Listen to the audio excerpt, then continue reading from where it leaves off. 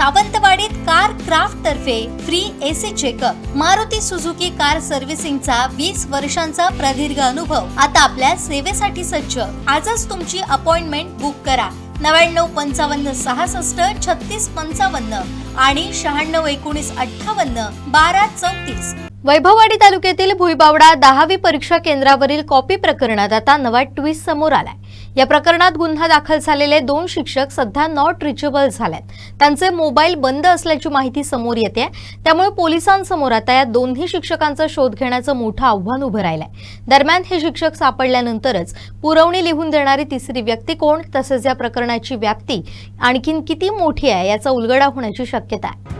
भुईबावडा 10वी परीक्षा केंद्रावरील कॉपी प्रकरणात अखेर 2 शिक्षक आणि एका अज्ञात व्यक्तीविरोधात फौजदारी गुन्हा दाखल करण्यात आलाय। कोकण विभागीय मंडळाच्या चौकशी समितीचा अहवाल प्राप्त झाल्यानंतर गट शिक्षणाधिकारी प्रजापती थोरात यांनी 20 जून रोजी पोलिसात फिर्याद दिली होती। या फिर्यादीवरून मुख्याध्यापक तथा पालक संजय काशीराम राठोड, शिक्षक संजय कुमार खेमाडे आणि पुरवणी लिहून देणाऱ्या अज्ञात व्यक्तीविरोधात गुन्हा दाखल झालाय।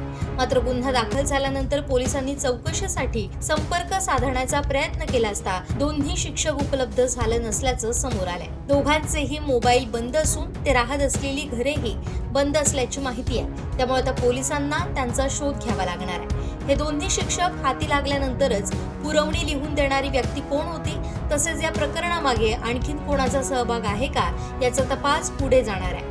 दरम्यान भुईबावडा कॉपी प्रकरण केवळ पुरवणी लिहून देण्यापुरतं मर्यादित आहे, यामागे प्रश्नपत्रिका बाहेर जाण्याचा प्रकार आहे, याबाबतही तालुक्यात चर्चा सुरू आहे। 10वीची प्रश्नपत्रिका परीक्षा सुरू होण्यापूर्वी ठराविक वेळेत केंद्रावर पोहोचते, मात्र प्रश्नपत्रिका वेळेआधीच बाहेर उपलब्ध झाली होती का याचा तपास पोलिसांना करावा लागणार आहे। विशेष म्हणजे गुन्हा दाखल होऊन 10 दिवस उलटले तरी तपासाला अपेक्षित गती मिळालेली नसल्यानं शिक्षण प्रेमींकडून नाराजी व्यक्त केली जाते।